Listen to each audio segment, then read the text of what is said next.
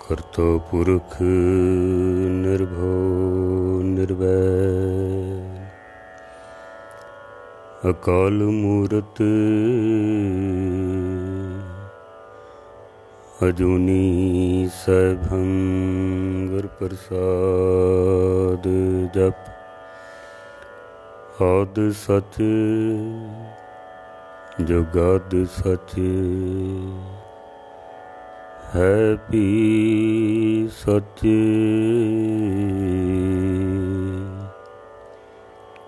ਨਾਨਕ ਹੋਸੀ ਭੀ ਸਚ।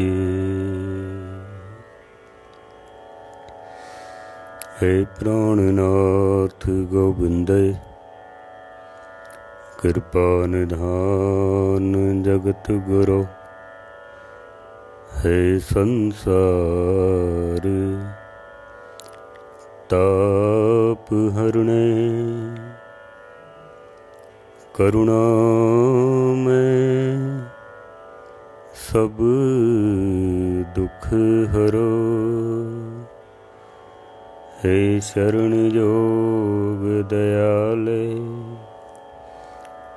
ਦੀਨਾਨਾਥ ਮਇਆ ਕਰੋ ਸ਼ਰੀਰ ਸਵਸਤ ਖੀਣ ਸਮੈ ਸਿਮਰੰਤ ਨਾਨਕ ਰਾਮ ਦਾਮੋਦਰ ਮਾਧਵੈ।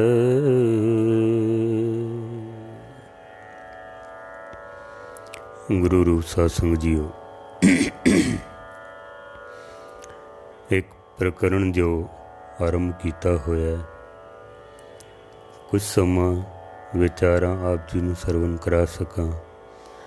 10ਵੇਂ ਪਾਤਸ਼ਾਹ ਦੀ ਬਖਸ਼ਿਸ਼ ਕੀਤੀ ਹੋਈ ਪਾਵਨ ਪਵਿੱਤਰ ਫਤਿਹ ਸਨਮਰ ਪ੍ਰਵਾਨ ਕਰਨੀ। ਵਾਹਿਗੁਰੂ ਜੀ ਕਾ ਖਾਲਸਾ, ਵਾਹਿਗੁਰੂ ਜੀ ਕੀ ਫਤਿਹ। ਵਿਚਾਰਾਂ ਆਪ ਸਰਵਨ ਕਰ ਰਹੇ ਹੋ ਗੁਰੂ ਨਾਨਕ ਸੱਚੇ ਪਾਤਸ਼ਾਹ ਜੀ ਦੇ ਪਾਵਨ ਚਰਨਾਂ ਦੇ ਵਿੱਚ ਭਾਈ ਲਹਿਣਾ ਜੀ ਆਪਣਾ ਆਪ ਗਵਾ ਕੇ ਤੇ ਸੇਵਾ ਕਰ ਰਹੇ ਹਨ। ਆਪ ਗਵਾਈਏ ਤਾਂ ਸਹੁ ਪਾਈਏ, ਔਰ ਕੈਸੀ ਚਤਰਾਈ। ਚਤਰਾਈ ਸਿਆਣਪਾਂ ਸਾਰੀਆਂ ਇੱਕ ਪਾਸੇ ਕਰਕੇ ਸੰਪੂਰਨ ਰੂਪ ਦੇ ਵਿੱਚ ਗੁਰੂ ਨੂੰ ਸਮਰਪਿਤ ਹੋ ਕੇ ਭਾਈ ਲਹਿਣਾ ਜੀ ਸੇਵਾ ਕਰ ਰਹੇ ਹਨ। ਜੋ ਵੀ ਕੋਈ ਹੁਕਮ ਹੁੰਦਾ ਹੈ ਸਤਿਗੁਰੂ ਸੱਚੇ ਪਾਤਸ਼ਾਹ ਜੀ ਦਾ, ਆਪ ਪੂਰੀ ਸ਼ਰਧਾ ਦੇ ਨਾਲ ਹੁਕਮ ਨੂੰ ਮੰਨਦੇ ਹਨ, ਕਿਉਂਕਿ ਗੁਰਬਾਣੀ ਦਾ ਵੀ ਫਰਮਾਨ ਹੈ।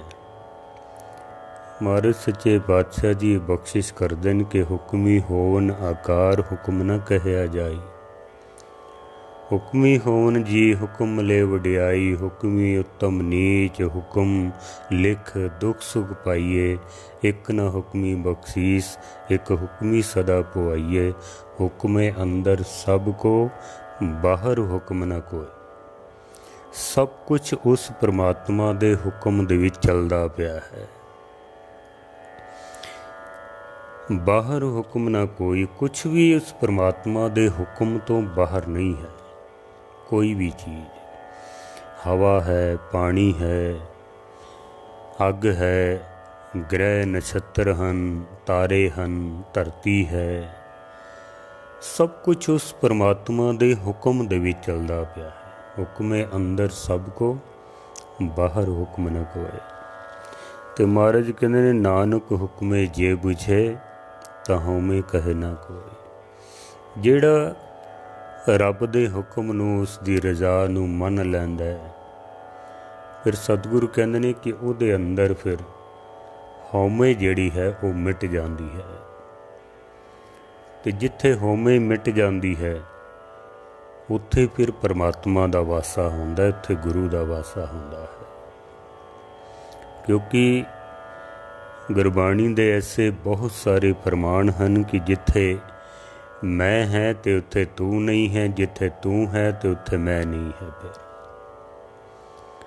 ਜਿਨੇ ਮੈਂ ਮਿਟਾ ਦਿੱਤੀ ਹੈ, ਆਪਣਾ ਆਪ ਮਿਟਾ ਦਿੱਤੀ ਹੈ, ਉੱਥੇ ਤੂੰ ਪ੍ਰਗਟ ਹੋ ਗਿਆ।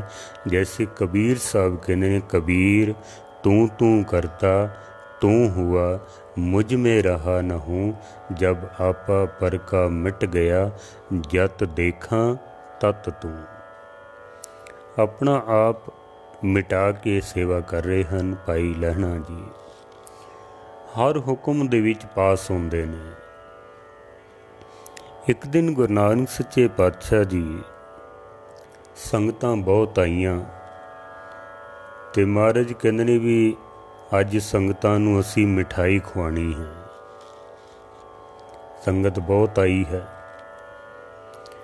लेकिन इतनी जल्दी इंतज़ाम हो नहीं सकता है। मिठाई खिलानी है संगतां नूं। सतगुरां ने एक पहाड़ी सी छोटी जी, उहदे उत्ते चढ़ के ना ते किकर दा एक दरखत है। सतगुरां ने हुक्म दिता है बाबा श्री चंद जी नूं भी इस दरखत नूं हिलाओ, उपरों मठियाइयां डिगणगियां ते असीं संगतां नूं खिलावांगे। किकर तो मिठाई डिगेगी। सुणदे सार ही बाबा श्री चंद जी तां हसन लग पए ने। कहंदे ने हद हो गई है पिता जी, किकर दे दरखत नूं फुੱਲ लगदे ने, पत्ते लगदे ने, फल लगदे ने, कंडे लगदे ने। दरख्तां ते मठियाइयां कदों तो लगन लग पईयां ने। हुण ते यकीनन तुहाडी उम्र वड्डी हो गई है ते उम्र दे नाल नाल तुहाडी जिहड़ी बुद्ध है उहदे उत्ते भी बड़ा असर पै गया है। इतिहासकारां ने ते कई ऐसे शब्द भी वरते हैं, पर मैं ऐसे शब्द नहीं वरतने हैं। उन्हें आख्या महाराज तुहाडी उम्र बड़ी वड्डी हो गई है, तुहानूं सूझ समझ नहीं रही हुण भी कित्थे किहड़ी चीज़ हो सकती है, कित्थे नहीं हो सकती है। जो तुहाडे मूँह विच आंदा है तुसीं कह दिंदे हो। दरख्तां तो कदी मिठाई डिग्गी है। महाराज ने इशारा किया है लक्ष्मी दास जी नूं भी तुसीं देखो, हिम्मत करो, इस दरखत नूं हिलाओ, इस नूं चूणो, मठियाइयां डिगणगियां, संगतां नूं खिलावांगे असीं। ते बाबा लक्ष्मी दास जी भी कहंदे ने महाराज वड्डे भाई साहब बिल्कुल ठीक कह रहे हैं। दरख्तां ते फुੱਲ लगदे ने, फल लगदे ने, पत्ते लगदे हन, टहणियां हुंदियां ने, कंडे लगदे ने। मिठाई कित्थों डिगणी है? अणहोणियां गल्लां तुसीं कर रहे हो जो हो नहीं सकता है। गुरु नानक सच्चे पातशाह ने इशारा ही किया है भाई लहणा जी ने। सिर्फ भाई लहणा जी जो हर हुक्म दे विच पास होंदे सन, अज भी जदों हुक्म होया कि दरखत नूं चूणो, इस नूं हिलाओ, मिठाइयां डिगणगियां, इशारा पा के गुरु नानक सच्चे पातशाह दा ते आप चल पे ने। ते बाबा श्री चंद जी, बाबा लक्ष्मी दास जी कहंदे ने लहणा जी दरख्तां दे उत्तों कदी मिठाई नहीं डिग्गी है। सिख संगतां भी खलोतियां ने, उन्होंने भी आख्या भी ये अणहोणी गल है, ये नहीं हो सकता है। दरख्तां तो कदी मिठाई डिग्गी है, ये तो बच्चियां वाली गल है। भाई लहणा जी जो गुरु नानक सच्चे पातशाह जी दे अंदर दी रमज नूं समझदे सन, फिर पूरी तरह समर्पित सन। कई लोग इत्थे शंके भी करते हैं, सवाल भी करते हैं भी ये नहीं हो सकता है। दरख्तां तो कदी मिठाई डिग्गी है, मैं भी आखना भी नहीं डिगदी है। अगर साढ़े वर्गा मूर्ख कोई हिलाएगा ना दरखत नूं, वाकई मिठाई नहीं डिगेगी, नहीं डिग सकती है। लेकिन गुरु नानक सच्चे पातशाह जी जो परमेश्वर रूप हैं, जो निरंकार दा रूप हैं, ਜੋ ਕੁਦਰਤ ਨੂੰ ਬਦਲ ਸਕਦੇ ਹਨ, ਨਿਯਮ ਨੂੰ ਬਦਲ ਸਕਦੇ ਹਨ। ਉਹਨਾਂ ਦੀ ਰਸਨਾ ਤੋਂ ਕੋਈ ਵਾਕ ਨਿਕਲੇ ਤਾਂ ਕਿਆ ਉਹ ਪੂਰਾ ਨਹੀਂ ਹੋ ਸਕਦਾ ਹੈ? ਅਗਰ ਗੁਰੂ ਨਾਨਕ ਸੱਚੇ ਪਾਤਸ਼ਾਹ ਜੋ ਕਹਿ ਦੇਣ, ਸਤਿਗੁਰਾਂ ਦੇ ਮੁਖਾਰ ਬਿੰਦ ਤੋਂ ਜਿਹੜਾ ਸ਼ਬਦ ਨਿਕਲ ਜਾਵੇ, ਕਿਆ ਉਹ ਪੂਰਾ ਨਹੀਂ ਹੁੰਦਾ ਹੈ? ਅੱਜ ਤੱਕ ਐਸਾ ਕੋਈ ਵਾਕ ਜੋ ਸਤਿਗੁਰਾਂ ਦੀ ਜ਼ੁਬਾਨ ਤੋਂ ਨਿਕਲਿਆ ਹੋਵੇ ਤੇ ਉਹ ਪੂਰਾ ਨਾ ਹੋਇਆ ਹੋਵੇ। ਗੁਰੂ ਨਾਨਕ ਸੱਚੇ ਪਾਤਸ਼ਾਹ ਕੁਛ ਵੀ ਕਰ ਸਕਦੇ ਹਨ। ਪ੍ਰਭ ਭਾਵੇ ਬਿਨ ਸਾਸ ਤੇ ਰੱਖੇ, ਬਿਨਾਂ ਸਵਾਸ ਤੋਂ ਵੀ ਪਰਮਾਤਮਾ ਰੱਖ ਸਕਦਾ ਹੈ, ਬਿਨਾਂ ਸਵਾਸ ਤੋਂ ਵੀ। ਉਹਦੇ ਅੱਗੇ ਕਿਹੜੀ ਵੱਡੀ ਗੱਲ ਹੈ? ਲੇਕਿਨ ਗੁਰੂ ਨਾਨਕ ਸੱਚੇ ਪਾਤਸ਼ਾਹ ਐਸਾ ਕਰ ਸਕਦੇ ਹਨ।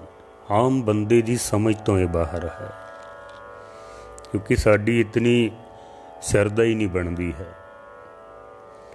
ਭਾਈ ਲਹਿਣਾ ਜੀ ਨੇ ਚਾਰੇ ਪਾਸੇ ਤੋਂ ਗੱਲਾਂ ਸੁਣ ਕੇ ਤੇ ਭਾਈ ਲਹਿਣਾ ਜੀ ਕਹਿੰਦੇ ਨੇ ਬਈ ਦਰਖਤ ਤੋਂ ਮਠਿਆਈ ਡਿੱਗੇ ਜਾਂ ਨਾ ਡਿੱਗੇ, ਮੇਰਾ ਇਸ ਨਾਲ ਕੋਈ ਮਤਲਬ ਨਹੀਂ ਹੈ ਕਿ ਮਠਿਆਈ ਡਿੱਗੇਗੀ ਜਾਂ ਨਹੀਂ ਡਿੱਗੇਗੀ। ਮੇਰਾ ਕੰਮ ਹੈ ਕਿ ਆਪਣੇ ਗੁਰੂ ਦਾ ਹੁਕਮ ਮੰਨਣਾ। ਮਠਿਆਈ ਡਿੱਗੇ ਜਾਂ ਨਾ ਡਿੱਗੇ ਇਹ ਗੁਰੂ ਜਾਣੇ, ਮੈਂ ਗੁਰੂ ਦਾ ਹੁਕਮ ਮੰਨਣਾ।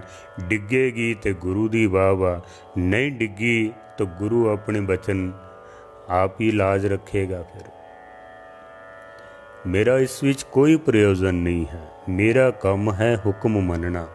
ਤੁਲਸੀਦਾਸ ਜੀ ਨੇ ਵੀ ਆਖਿਆ ਵੀ ਆਗਿਆ ਸਮ ਨਹੀਂ ਸਾਹਿਬ ਸੇਵਾ।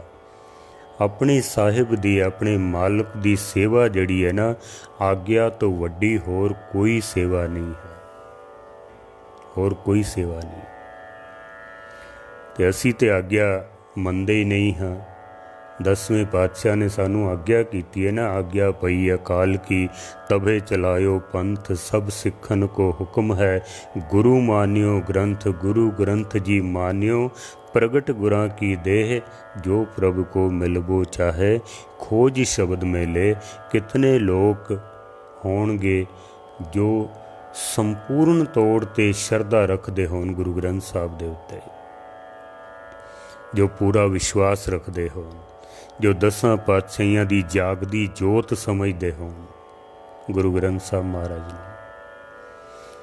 असी तां आग्या मन्नी नहीं है। जैसे सतगुरु कह रहे हैं ना कि सारा कुछ उस परमात्मा दे हुक्म दे विच चलदा पिया, केवल एक मनुख ही है जो उस दे हुक्म दे विच नहीं चलदा है।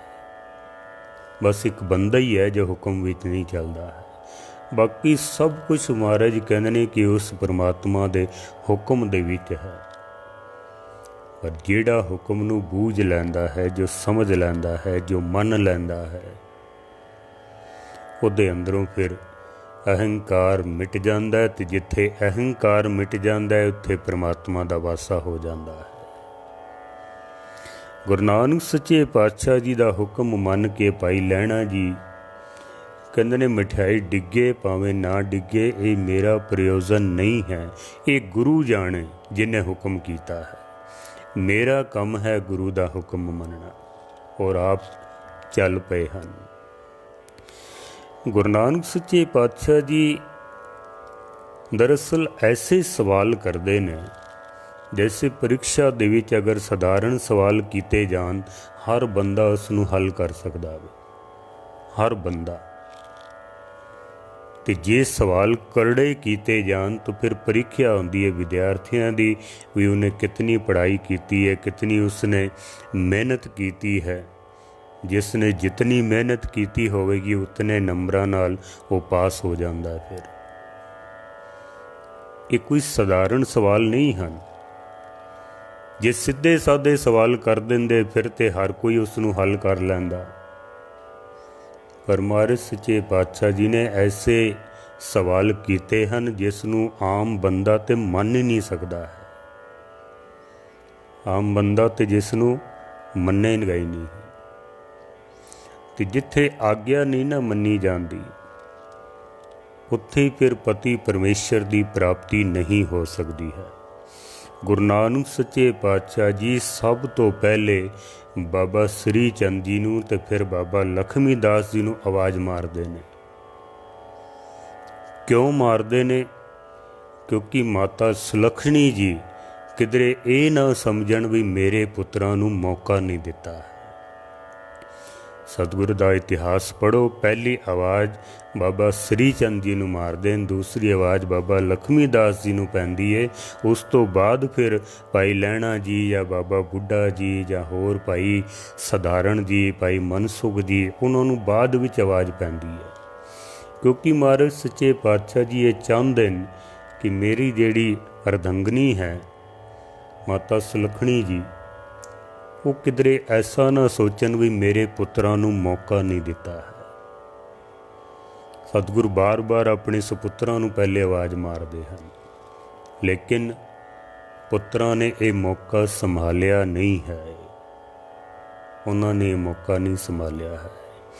ਕਿਧਰੇ ਕਿਧਰੇ ਤੇ ਮਾਤਾ ਸੁਲੱਖਣੀ ਜੀ ਵੀ ਜਾਣ ਗਏ ਸਨ ਵੀ ਮੇਰੇ ਪੁੱਤਰਾਂ ਦੇ ਵਿੱਚ ਹੋਰ ਤਾਂ ਸਾਰੀ ਗੱਲ ਠੀਕ ਹੈ, ਪਰ ਜਿੱਥੇ ਆਗਿਆ ਮੰਨਣ ਦਾ, ਹੁਕਮ ਮੰਨਣ ਦਾ ਜਿੱਥੇ ਸਵਾਲ ਆਉਂਦਾ ਨਾ, ਉੱਥੇ ਮੇਰੇ ਪੁੱਤਰ ਫਿਰ ਪਿੱਛੇ ਹੋ ਜਾਂਦੇ ਨੇ।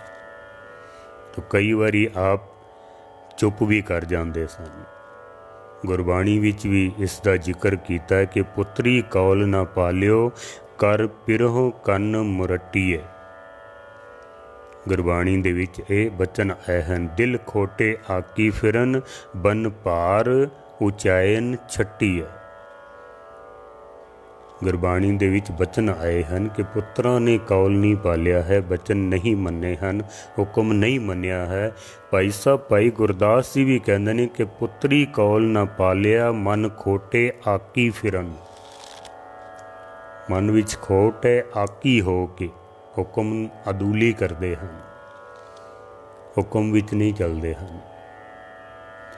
ਕਿਸੇ ਵਕਤ ਸਮਾਂ ਬਣਿਆ ਨਾ, ਮੈਂ ਇੱਕ ਵਿਦਵਾਨ ਦੇ ਬੋਲ ਤੁਹਾਨੂੰ ਸਰਵਣ ਕਰਾਵਾਂਗਾ। ਅਗਰ 3 ਪੱਬੇ ਅਸੀਂ ਪੜ੍ਹ ਲਈਏ ਨਾ, ਪੱਬਾ ਭਲਾ ਮੈਂ ਭੁੱਲੀ, ਭਾਣਾ ਮਨ ਕਰਤਾਰ, 3 ਪੱਬੇ ਜੋ ਪੜੇ ਸੁਖੀ ਵਸੇ ਉਨਾਰ। ਘਰ ਦੇ ਵਿੱਚ ਜਿਹੜੀਆਂ ਲੜਾਈਆਂ ਨੇ ਨਾ, ਉੱਥੇ ਸਿਰਫ ਇਹੀ ਕੰਮ ਕਰਦਾ ਹੈ ਕਿ ਹੁਕਮ ਨਹੀਂ ਮੰਨਿਆ ਜਾਂਦਾ।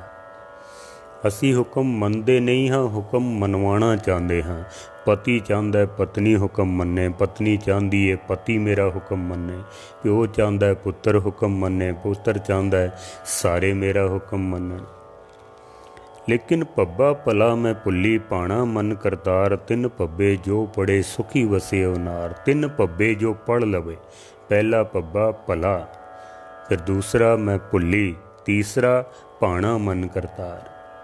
ਇਹ 3 ਗੱਲਾਂ ਅਗਰ ਕੋਈ ਸਿੱਖ ਲਵੇ ਜ਼ਿੰਦਗੀ ਦੇ ਵਿੱਚ, ਘਰ ਵਿੱਚ ਕਦੀ ਵੀ ਲੜਾਈ ਨਹੀਂ ਹੋ ਸਕਦੀ ਹੈ, ਕਦੀ ਵੀ ਨਹੀਂ।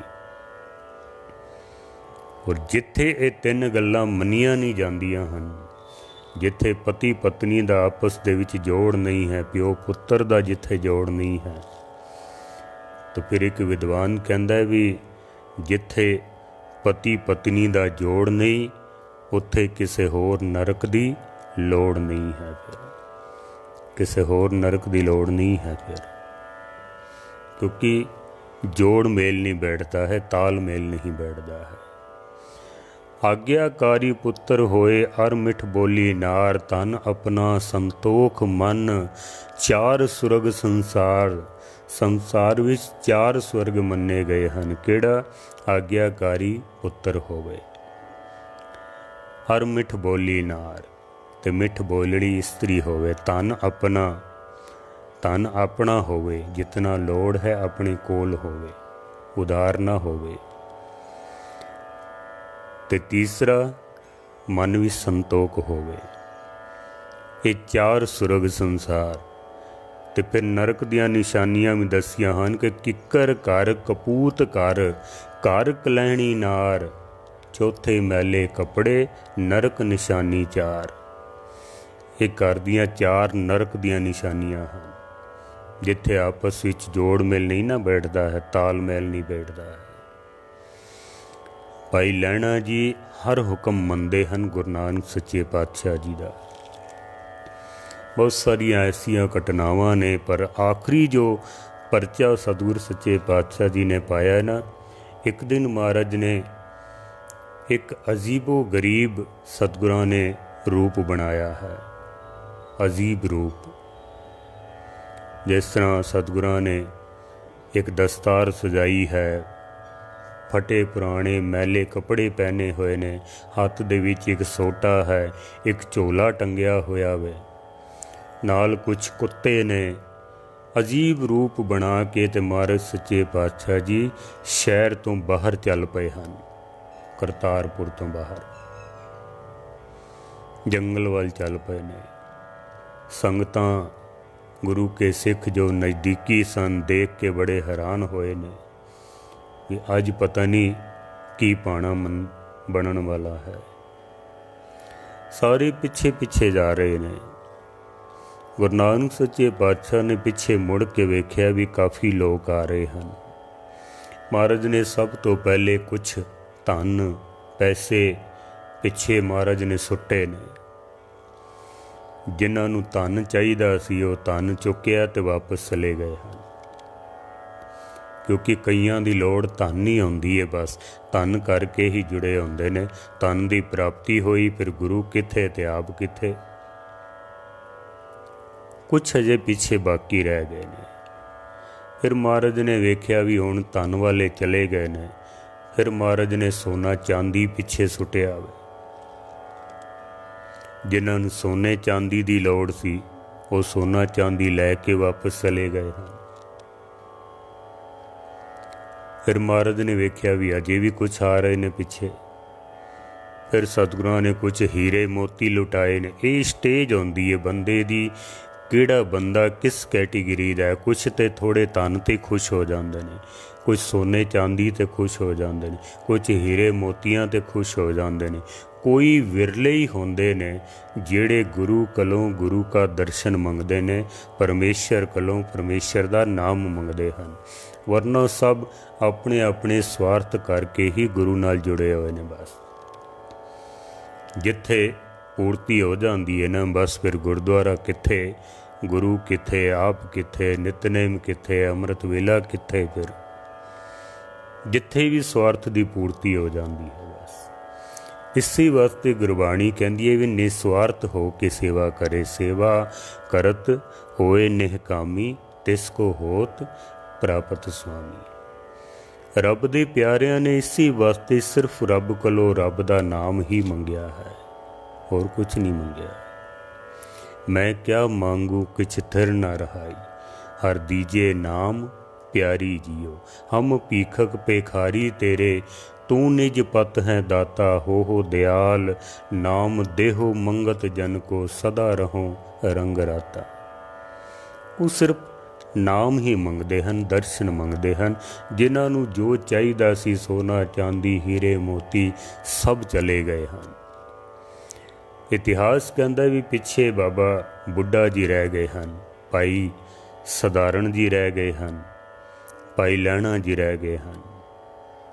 हुण महाराज दे हत्थ विच जिहड़ा सोटा है ना, सतगुरां ने वो सोटा चलाना शुरू कर दिता है।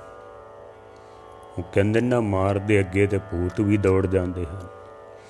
भाई मनसुख जी भी चले गए हैं, बाबा बुढ़ा जी भी दरखत दे ओले हो गए ने। पिछे रह गए हैं केवल ते केवल भाई लैणा जी। ते अगे जाके गुरु नानक सच्चे पातशाह कहंदे ने, लैणिया तू नहीं जांदा। कितने लोग चले सन करतारपुर तो, सब वापस चले गए हैं, तू क्यों नहीं जांदा है। ते भाई लैणा जी अखां दे विच हंझू, हथ जोड़ के सीस सतगुरां दे चरनां दे विच रख के भाई लैणा जी कहंदे ने, महाराज जेड़े चले गए हैं ना, उन्हां संसार विच कोई ना कोई टिकाणा है। जेड़े चले गए ने उन्हां दा संसार विच कोई ना कोई टिकाणा है। इस वास्ते महाराज सच्चे पातशाह जी वो चले गए ने, पर मेरा तेरे चरनां तो सिवाय होर कोई टिकाणा नहीं है मेरा। मैं कित्थे जावां, मेरा टिकाणा तां तेरे चरनां दे विच है, होर कोई टिकाणा नहीं है मेरा। गुरु नानक सच्चे पातशाह जी बहुत प्रसन्न होए ने। ਭਾਈ ਲਹਿਣਾ ਜੀ ਨੂੰ ਗਲਵਕੜੀ ਦੇ ਵਿੱਚ ਲੈ ਕੇ ਆਪਣੇ ਸੀਨੇ ਨਾਲ ਲਾ ਕੇ ਗੁਰੂ ਨਾਨਕ ਸੱਚੇ ਪਾਤਸ਼ਾਹ ਕਹਿੰਦੇ ਨੇ, ਲਹਿਣਿਆ ਤੇਰਾ ਟਿਕਾਣਾ ਹੈ ਮੇਰੇ ਚਰਨਾਂ ਦੇ ਵਿੱਚ ਤੇ ਮੇਰਾ ਟਿਕਾਣਾ ਹੈ ਤੇਰੇ ਹਿਰਦੇ ਦੇ ਵਿੱਚ। ਤੇਰੇ ਹਿਰਦੇ ਵਿੱਚ ਮੇਰਾ ਟਿਕਾਣਾ ਹੈ। ਤੂੰ ਟਿਕਾਣਾ ਲੱਭਦਾ ਪਿਆ ਮੇਰੇ ਚਰਨਾਂ ਦੇ ਵਿੱਚ ਤੇ ਮੈਂ ਟਿਕਾਣਾ ਲੱਭਦਾ ਪਿਆ ਤੇਰੇ ਹਿਰਦੇ ਦੇ ਵਿੱਚ। ਜਿਸ ਤਰ੍ਹਾਂ ਤੂੰ ਕਿਧਰੇ ਹੋਰ ਨਹੀਂ ਨਾ ਜਾ ਸਕਦਾ, ਇਸ ਤਰ੍ਹਾਂ ਮੈਂ ਵੀ ਤੈਨੂੰ ਛੋੜ ਕੇ ਹੋਰ ਕਿਧਰੇ ਨਹੀਂ ਜਾ ਸਕਦਾ ਹਾਂ। ਗੁਰੂ ਨਾਨਕ ਸੱਚੇ ਪਾਤਸ਼ਾਹ ਨੇ ਭਾਈ ਲਹਿਣਾ ਜੀ ਨੂੰ ਆਪਣੇ ਅੰਗ ਨਾਲ ਲਾ ਕੇ, ਲਹਿਣੇ ਕੋ ਅੰਗ ਲਗਾ ਅੰਗਦ ਕਰ ਦਿਆ, ਆਪਣੇ ਅੰਗ ਨਾਲ ਲਾ ਕੇ, ਆਪਣੇ ਸੀਨੇ ਦੇ ਨਾਲ ਲਾ ਕੇ ਗੁਰੂ ਨਾਨਕ ਸੱਚੇ ਪਾਤਸ਼ਾਹ ਨੇ ਭਾਈ ਲਹਿਣਾ ਜੀ ਨੂੰ, ਜਿਹੜੇ ਇੱਕ ਇੱਕ ਹੁਕਮ ਦੇ ਵਿੱਚ ਪਾਸ ਹੁੰਦੇ ਆਏ ਨੇ, ਦੂਸਰਾ ਗੁਰੂ ਨਾਨਕ ਬਣਾ ਦਿੱਤਾ ਹੈ। ਲਹਿਣੇ ਕੋ ਅੰਗ ਲਗਾ ਅੰਗਦ ਕਰ ਦਿਆ। ਭਾਈ ਗੁਰਦਾਸ ਜੀ ਨੇ ਬੜੇ ਸੋਹਣੇ ਬਚਨ ਕਹੇ ਹਨ। ਭਾਈ ਸਾਹਿਬ ਕਹਿੰਦੇ ਨੇ, ਮੂਏ ਮੁਰੀਦ ਗੌਰ ਗੁਰ ਪੀਰਾ। ਜਿਹੜਾ ਪੂਰਨ ਰੂਪ ਦੇ ਵਿੱਚ ਮਰ ਜਾਂਦਾ ਨਾ, ਆਪਾਂ ਘਰ ਵਿੱਚ ਕੋਈ ਚਲਾਣਾ ਕਰ ਜਾਏ ਨਾ, ਡਾਕਟਰ ਨੂੰ ਬੁਲਾ ਕੇ ਦਿਖਾਉਂਦੇ ਆ ਵੀ ਵਾਕਈ ਸਾਰੇ ਪ੍ਰਾਣ ਨਿਕਲ ਗਏ ਜਾਂ ਅਜੇ ਕੁਛ ਬਾਕੀ ਹਨ। ਜਦੋਂ ਸਾਰੇ ਪ੍ਰਾਣ ਨਿਕਲ ਜਾਣ ਸੰਪੂਰਨ ਤੌਰ ਤੇ ਜਦੋਂ ਮਰ, ਉਸ ਨੂੰ ਗੌਰ ਕਬਰ ਦੇ ਹਵਾਲੇ ਕਰਦੇ ਹਾਂ ਅਸੀਂ, ਤਾਂ ਫਿਰ ਅਸੀਂ ਉਸ ਦਾ ਅੰਤਿਮ ਸੰਸਕਾਰ ਕਰਦੇ ਹਾਂ। ਉਂਝ ਤਾਂ ਨਹੀਂ ਨਾ ਕਰਦੇ। ਭਾਈ ਲਹਿਣਾ ਜੀ ਜੋ ਹਨ, ਉਹ ਗੁਰੂ ਨਾਨਕ ਸੱਚੇ ਪਾਤਸ਼ਾਹ ਦੇ ਚਰਨਾਂ ਦੇ ਵਿੱਚ ਸੰਪੂਰਨ ਤੌਰ ਤੇ ਅੰਦਰ ਉਹਨਾਂ ਦੇ ਮੈਂ, ਅਹੰਕਾਰ, ਚਲਾਕੀਆਂ ਸਭ ਮਿਟ ਗਈਆਂ ਹਨ। ਗੁਰੂ ਨਾਨਕ ਸੱਚੇ ਪਾਤਸ਼ਾਹ ਦੇ ਚਰਨਾਂ ਦੇ ਵਿੱਚ ਸਮਾ ਗਏ ਹਨ ਤੇ ਦੂਸਰਾ ਗੁਰੂ ਨਾਨਕ ਬਣਾ ਦਿੱਤਾ ਹੈ। ਅੰਗਦ ਨਾਮ ਆਜ ਤੇ ਹੋਹੀ, ਨਿਜ ਅੰਗਦ ਤੇ ਕੀਨੋ ਤੋਹੀ। ਅੰਗਦ ਪਰਸ ਕੇ ਅੰਗ ਪਰਸ ਕੇ ਅੰਗਦ ਬਣਿਆ, ਜੂ ਦੀਵੇ ਤੋਂ ਦੀਵਾ। ਗੁਰੂ ਨਾਨਕ ਸੱਚੇ ਪਾਤਸ਼ਾਹ ਦੇ ਅੰਗ ਪਰਸ ਕੇ ਭਾਈ ਲਹਿਣਾ ਜੀ ਜੋ ਹਨ, ਦੂਸਰੇ ਗੁਰੂ ਨਾਨਕ ਬਣ ਗਏ ਹਨ। ਸਤਿਗੁਰ ਸੱਚੇ ਪਾਤਸ਼ਾਹ ਜੀ ਮਿਹਰ ਕਰਨ। ਗੁਰੂ ਨਾਨਕ ਸੱਚੇ ਪਾਤਸ਼ਾਹ ਨੇ ਆਪਣੇ ਅੰਗ ਨਾਲ ਲਾ ਕੇ ਭਾਈ ਲਹਿਣਾ ਜੀ ਤੋਂ ਅੰਗਦ ਬਣਾ ਕੇ ਆਖਿਆ, ਹੁਣ ਤੁਸੀਂ ਕਰਤਾਰਪੁਰ ਵਿੱਚ ਨਹੀਂ ਰਹਿਣਾ ਹੈ, ਹੁਣ ਤੁਸੀਂ ਖੰਡੂਰ ਸਾਹਿਬ ਚਲੇ ਜਾਣਾ ਹੈ। ਭਾਈ ਗੁਰਦਾਸ ਜੀ ਨੇ ਇਸ ਦੀ ਗਵਾਹੀ ਭਰੀ ਹੈ। ਭਾਈ ਸਾਹਿਬ ਕਹਿੰਦੇ ਨੇ, ਦਿੱਤਾ ਛੋੜ ਕਰਤਾਰਪੁਰ, ਬੈਠ ਖੰਡੂਰੇ ਜੋਤ ਜਗਾਈ। ਗੁਰੂ ਨਾਨਕ ਸੱਚੇ ਪਾਤਸ਼ਾਹ ਨੇ ਦੂਸਰੇ ਗੁਰੂ ਨਾਨਕ ਬਣਾ ਦਿੱਤਾ ਹੈ। ਮਹਾਰਾਜ ਸੱਚੇ ਪਾਤਸ਼ਾਹ ਜੀ ਮਿਹਰ ਕਰਨ। ਬਾਕੀ ਵਿਚਾਰ ਕੱਲ੍ਹ ਆਪ ਜੀ ਨੂੰ ਸਰਵਣ ਕਰਾਵਾਂਗੇ, ਕਿਉਂਕਿ ਮੈਂ ਵਿਚਾਰਾਂ ਇੱਥੋਂ ਸ਼ੁਰੂ ਕੀਤੀਆਂ ਸਨ ਕਿ ਮੇਰੇ ਮਾਧਵ ਜੀ ਸਤ ਸੰਗਤ ਮਿਲੇ ਸੋ ਤਰਿਆ, ਗੁਰ ਪ੍ਰਸਾਦ ਪਰਮ ਪਦ ਪਾਇਆ, ਸੋਕੇ ਕਾਸ਼ਟ ਹਰਿਆ। ਜਿਹੜੇ ਸਤ ਸੰਗਤ ਵਿੱਚ ਆ ਜਾਂਦੇ ਨਾ, ਉਹ ਤਰ ਜਾਂਦੇ ਹਨ। ਜੈਸੇ ਭਗਤ ਕਬੀਰ ਸਾਹਿਬ ਜੀ ਦੀ ਬਾਣੀ ਆਪਨੇ ਸਰਵਣ ਕੀਤੀ ਹੈ ਕਿ ਕੋਈ ਵੀ ਚੰਦਨ ਹੋਏ ਰਹੇ, ਬਸੇ ਜੋ ਚੰਦਨ ਪਾਸ। ਬਾਕੀ ਵਿਚਾਰ ਕੱਲ੍ਹ ਆਪ ਜੀ ਦੇ ਸਨਮੁਖ ਰੱਖਾਂਗੇ। ਭੁੱਲਾਂ ਚੁੱਕਾਂ ਦੀ क्षमा। ਸਾਰਿਆਂ ਦਾ ਧੰਨਵਾਦ। ਵਾਹਿਗੁਰੂ ਜੀ ਕਾ ਖਾਲਸਾ, ਵਾਹਿਗੁਰੂ ਜੀ ਕੀ ਫਤਿਹ।